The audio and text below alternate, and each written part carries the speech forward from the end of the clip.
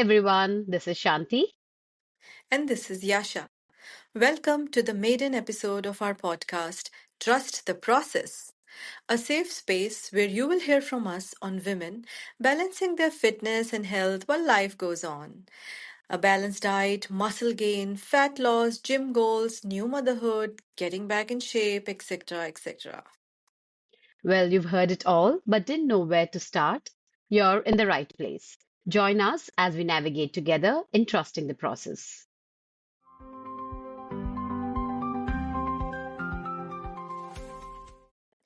But before everything else, let us introduce ourselves, Shanti.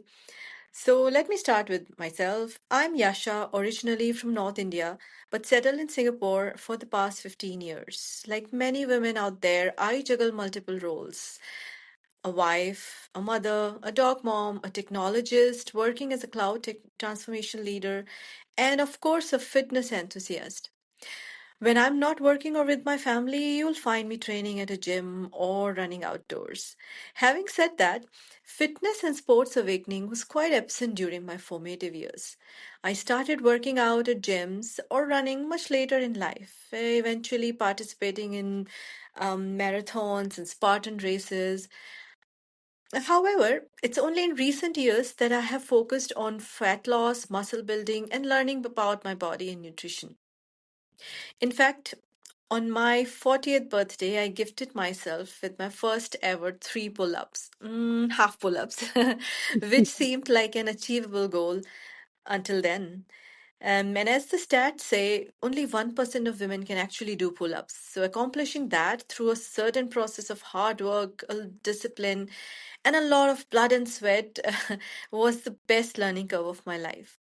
Hence, I'm here to share how I trusted the process and brought the much needed transformation with all of you.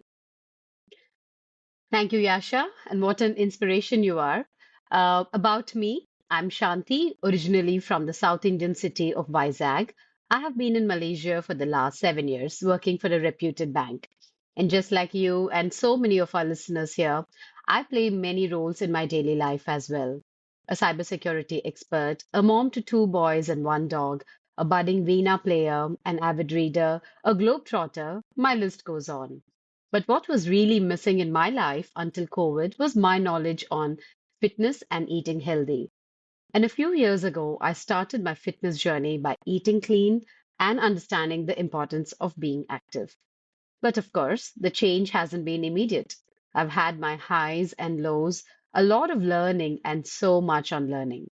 For someone who has never entered the gym until they were 39, strength training and counting macros were really alien words. So, how did I truly embrace this? Stay tuned as we tell our stories.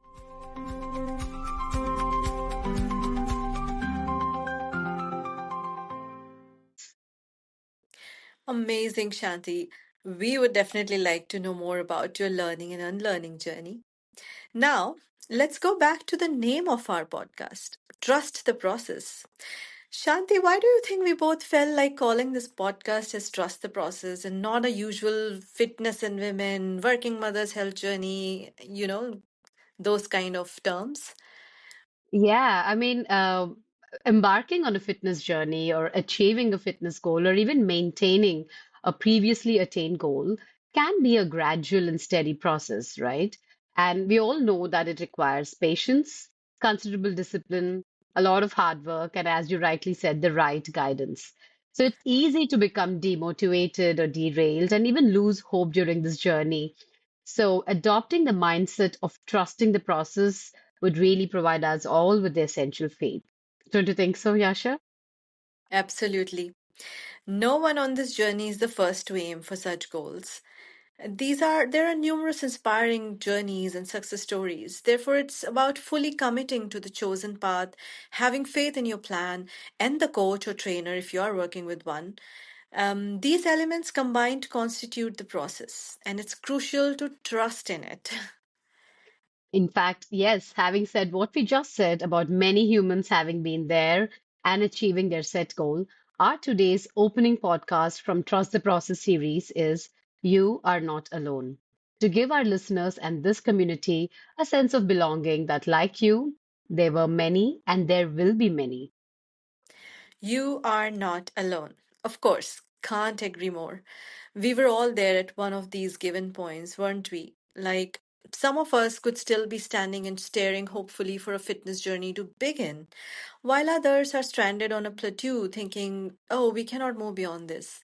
And many others once achieved that health goal they wanted, but then regressed, and there's no way going back to that hot bod. You know what I mean?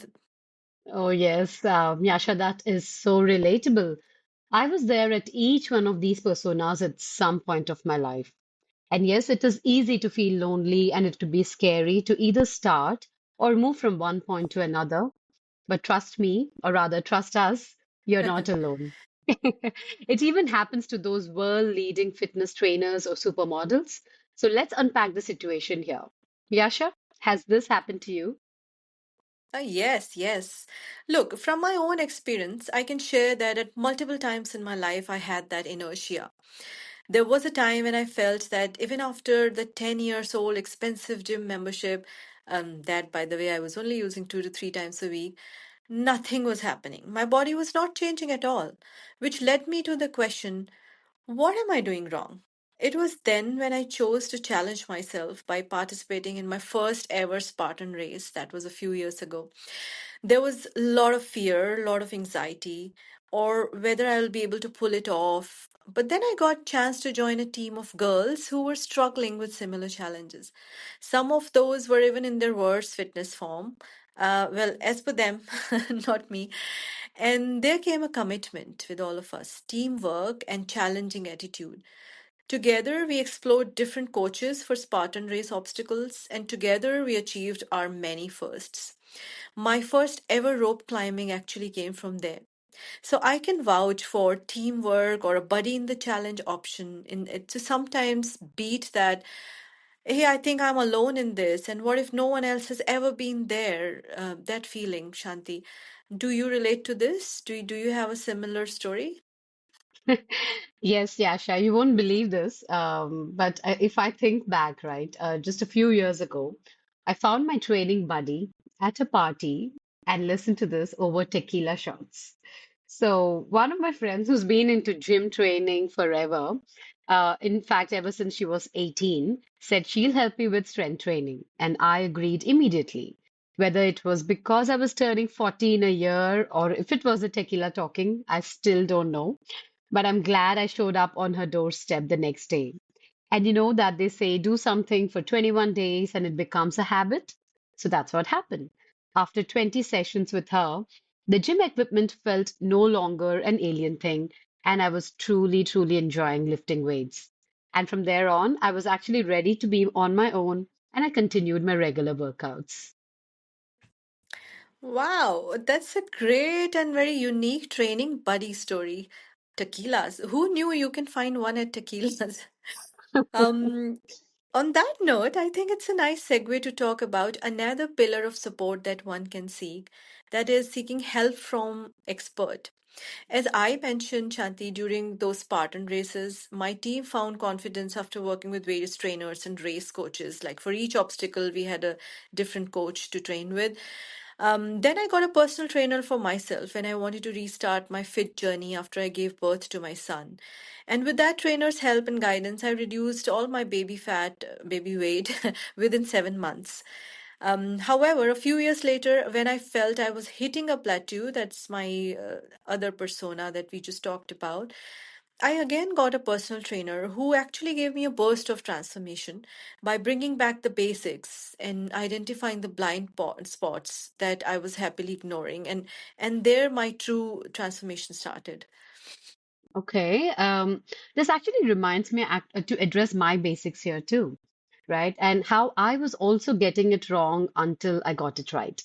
As mentioned, being a South Indian, my diet was predominantly a carb-heavy one. And speaking about my pregnancies in my early 20s, I gained more than 25 kilos each both times. Yeah, I was practically a whale. And although I reduced most of the weight I gained when the kids were toddlers, I got stuck to being at least 10 kilo heavier than my ideal weight.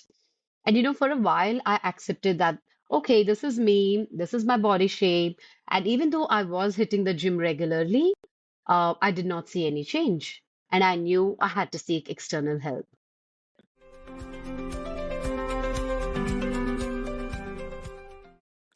Well, to be fair and honest, a good trainer or a coach will challenge you beyond your limits, knowing your capabilities, and you might uncover a new human hiding inside you. So I know what you're talking about.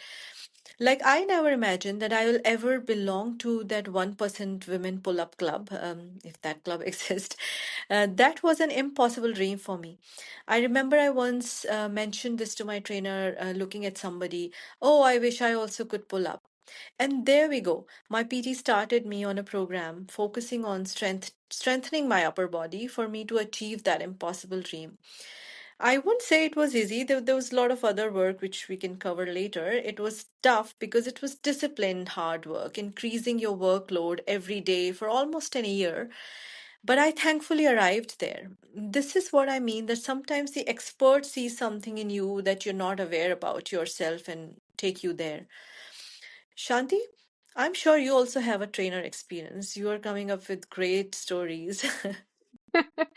Well, firstly, I must say your pull-up story is very inspiring. I am still in that 99% club, but I still think it's unachievable. But hearing your story, it's kind of giving me hope. It's probably my New Year goal, I guess. Why not? I'm sure you can. Thanks, Yasha. Okay, so anyway, back to my basics. Again, I realized my methods were skewed. I blamed my food habits, like consuming rice, for my weight gain, and then switched to millets or other grains, even without comparing their nutritional qualities, which is actually very, very important. I didn't prioritize my macros. I didn't focus on portion control either. So finally, I decided to take professional help last year, and I started off with this journey with my coach slash nutritionist. And in 2 months, I lost 5 kilos, the lowest I've been in a long time. And I finally understood the importance of eating right and hitting the gym more regularly than my usual. And yes, this would have never been possible without an expert's guidance. Wow, getting a nutritionist can make such a huge difference. Oh, Wonderful. yes. Yeah, I mean, but again, during this phase, even after working with an expert, there were so many times I felt lonely. My body was sore all the time. I used to still crave for that, oh my, ice cream or that biryani. I used to argue with my trainer, get cranky with him, and would lose my cool when he was extra strict with me. But after those initial days of self-doubting and self-loathing, and even loathing my trainer, Mhm. I finally started seeing results and I finally started loving the journey, right? And I realized that there's no looking back once I have started trusting the process and the trainer. That's a very familiar story, hating your trainer and then trusting the process and trainer again. Thanks for sharing this, Shanti. It does help a lot of women out there to know that they're not alone. I'm sure some of you might still be thinking, how can I start? I don't know anything about where to start my fitness journey. But I hope some of our stories and addressing our basics when both and I and Shanti started or resumed our fitness journeys here have given you confidence that you are not alone. And it is never too late to start something, but starting with a comfortable pace is very important. Fitness, I would say, is for lifelong, not a thing that you will once achieve and let it be. In fact, yes, well said, Yasha. And with that, we come to the end of our first episode. Stay tuned for a number of topics related to women, health, and fitness because we have so much to address together. This will be a fortnightly podcast, and we will get back to you with more personal stories and tips. Take care and hope you find the best version of yourself. Take care, trust the process. Bye bye. See you again. Goodbye.